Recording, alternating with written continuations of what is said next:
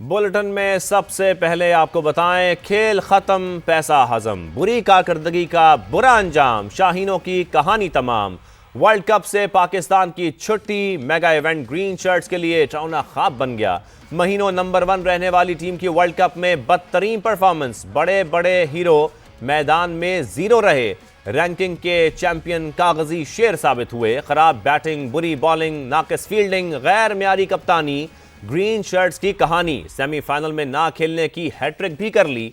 पाकिस्तान मुसलसल तीसरी बार सेमीफाइनल से पहले ही इवेंट से बाहर हो गया। भारतीय सरजमीन पर शाहीनों की बदतरीन परफॉर्मेंस टॉप 4 में जगह बनाना तो दूर, ग्रीन शर्ट्स इवेंट के इख्तिताम को भी यादगार ना बना सके। घर लौटने से पहले नाकामी का एक और दाग लग गया। 287 रन से जीतना था। कौमी टीम 93 रन से हार गई। वर्ल्ड कप में पाकिस्तान 5वें शिकस्त से 2-4 हुआ है। डायरेक्टर स्पोर्ट्स समा शाहिद आफरीदी इस वक्त हमारे साथ बाहर हो चुका है इवेंट से ही। सबसे पहले आपका क्या कमेंट है? मेरे ख्याल में मुझे ऑनेस्टली स्पीकिंग इस तरह की परफॉर्मेंस की बिल्कुल भी उम्मीद नहीं थी, क्योंकि मैं पहले दिन से इस एक चीज़ पे बहुत ज़्यादा कॉन्फिडेंट था कि हमारी जो इस वक्त टीम बनी हुई थी उसमें बॉलिंग स्किल्स, आपके बैटिंग फॉर्म में थे, नंबर 1 नंबर 2 आईसीसी लिस्ट में थे वो लड़के। एंड देन फिर के जो आप इस पोजीशन पे अगर आप एंडिंग कर रहे हो वर्ल्ड कप का, इतना एक बड़ा इवेंट जो 4-5 साल बाद आता है, आप खेलते हो, एक बहुत बड़ी अपॉर्चुनिटी। और खास तौर पे जो कंडीशंस थी वो हमें बहुत सूट करती थी, हमारे टीम को बहुत सूट करती थी, लेकिन उस तरह की परफॉर्मेंसेस नहीं हुई, जिसकी वजह से हम ऑनेस्टली के आपकी बैटिंग, आपकी बॉलिंग, आपकी फील्डिंग बहुत एक्सपोज हुई है, जिसकी वजह से आप टॉप 4 में नहीं आ सके।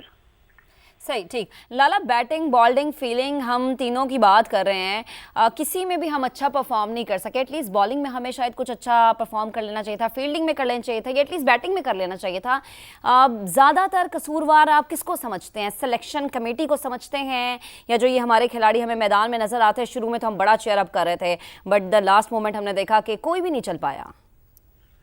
देखें, अगर आप निकालना चाहें एक्सक्यूजेस तो बहुत सारे निकल सकते हैं, लेकिन हम थोड़ा सा बेसिक के ऊपर अगर बात करें तो ज्यादा बेहतर है।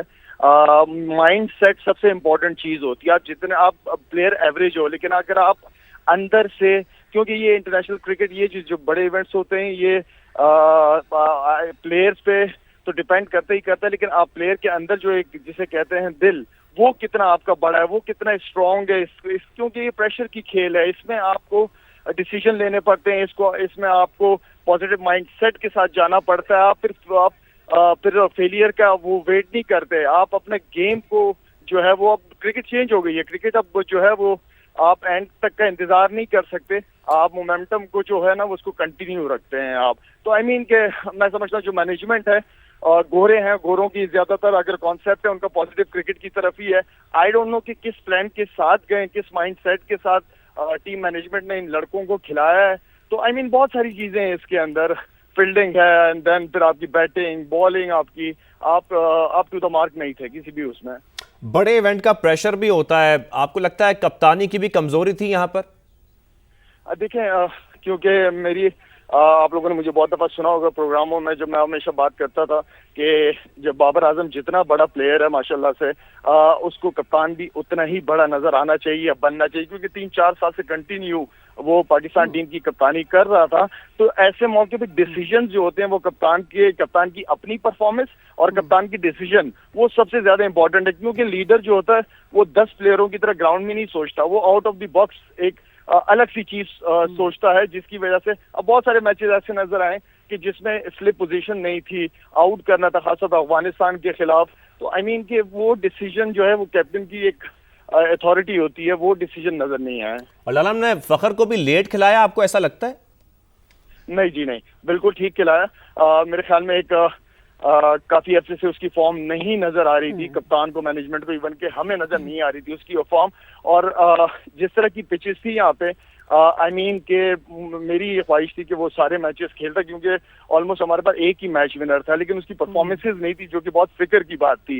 लेकिन उसको खिलाया। अब ऐसे प्लेयर जो हैं वो आपको अगर 5-6 मैचों में 2 मैचों में भी करके दे देते हैं तो वो अच्छा है वो, लेकिन वो फॉर्म नहीं लगी रही। सही, ठीक। लाला, कहानी वहीं पे खत्म हुई जहां पर हमने देखा कि 2019 का सफर तमाम हुआ था। यानी 4 साल में सिर्फ हम ये कह सकते हैं कि चेहरे बदले, नतीजा नहीं बदला, परफॉर्मेंस नहीं बदली। देखिए प्लेयर हमारे पास ही अच्छे हैं। देखिए हम अगर बात करेंगे ना, हमें ये सारा माइंडसेट जो है ना वो ग्रास रूट लेवल से शुरू करना पड़ेगा। जो हम चाहते हैं कि पॉजिटिव क्रिकेट नजर आए, एक डिफरेंट माइंडसेट नजर आए, वो हमें नीचे से शुरू करना पड़ेगा। ये इन लड़कों का भी कसूर नहीं है, खिलाने वालों का कसूर है। तो आई मीन हमें डोमेस्टिक लेवल पे अपने जो अंडर 19 के लड़के हैं उनके माइंडसेट चेंज करने पड़ेंगे। उनको डोमेस्टिक में पॉजिटिव क्रिकेट खिलानी पड़ेगी। हमें पॉजिटिव माइंडसेट और प्रेशर को किस तरह हैंडल करते हैं, ये वो सारी ग्रूमिंग है जो जिसकी बहुत सख्त जरूरत है इस वक्त। लाला, मैं इस तरफ ही ला रहा था कि अब तब्दीली कहाँ कहाँ लानी होगी, ये भी जरूर बता दीजिएगा आप। देखिए आपका प्रोडक्ट क्या है, यंगस्टर्स हैं, बच्चे हैं, यूथ है हमारी जो क्रिकेट खेलना चाहती है, जो क्रिकेट खेल रही है, इनके ऊपर इन्वेस्ट करेंगे तो आगे प्रोडक्ट अच्छा नजर आएगा। ठीक है, आगे प्रोडक्ट अच्छा नजर आएगा। मुश्ताक अहमद साहब भी हमारे साथ मौजूद हैं, उनको भी शामिल गुफ्तगू करते हैं। मुश्ताक अहमद साहब, सबसे पहले तो आपका क्या कमेंट है, ये जरूर बताइएगा। खामियां ये हैं कि हम कौन सा ब्रांड क्रिकेट खेल रहे हैं, कौन सी हमारा इंटेंट कैसा था, ये बहुत देखने वाली बात है।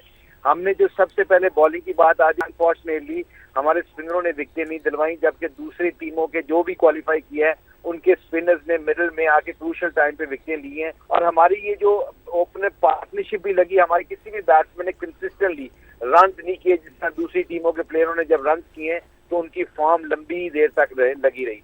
जब क्रूशियल मौके के ऊपर हमें बैटिंग चाहिए होती थी, हम बैटिंग पे लैग कर जाते थे। जब हमें क्रूशियल टाइम पे विकेटें चाहिए होती थी, हम विकेट नहीं ले सके थे। तो कभी भी हमारी दोनों शोबे जो है ना वो क्लिक नहीं हुए, और फिर हमारी फील्डिंग में इतनी कंसिस्टेंसी नहीं थी, इसलिए हम अनफॉर्चुनेटली सेमीफाइनल क्वालिफाई नहीं कर सके। ठीक है लाला, आपका भी और मुश्ताक अहमद आपका भी, दोनों का बेहद शुक्रिया। पाकिस्तान ने सेमीफाइनल ना खेलने की हैट्रिक कर ली है। पाकिस्तान मुसलसल तीसरी बार सेमीफाइनल से पहले ही इवेंट से बाहर हो गया।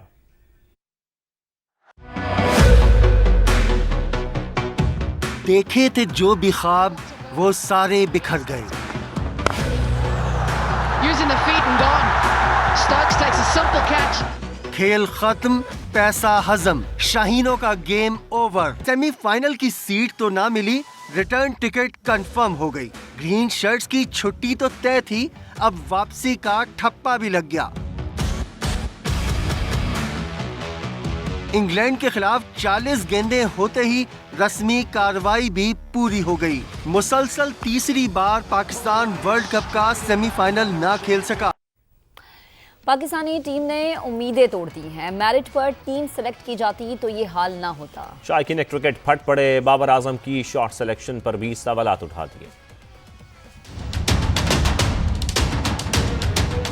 पाकिस्तान डिटरमिन नहीं है, एक तो बात है, और ना ही उनको जीत से कोई वास्ता है। बाबर आजम कैप्टनसी कर रही तो उसको कोई जो है वो समझ नहीं है कि इसको हम कैसे इसको आगे मैनेज करके और लेके जाए।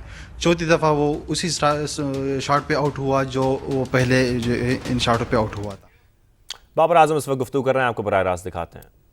आपको बताएं, कप्तान बाबर आजम गुफ्तगू कर रहे थे। उन्होंने कहा कि बॉलिंग, फील्डिंग और बैटिंग में खामियां थीं और ये हम तस्लीम भी करते हैं। स्पिनर्स विकेट ना लें तो फिर फास्ट बॉलर्स पर रिलाई करना पड़ता है, वो गुफ्तगू कर रहे थे। और आपको बताएं कि पाकिस्तान अपना आखिरी मैच भी हार गया है और एक अच्छी परफॉर्मेंस नहीं रही पाकिस्तान की ओवरऑल इस वर्ल्ड कप में। तो अब ये इख्तिताम हो चुका है इसका पाकिस्तान के लिए, क्योंकि पाकिस्तान इस इवेंट से बाहर हो चुका है।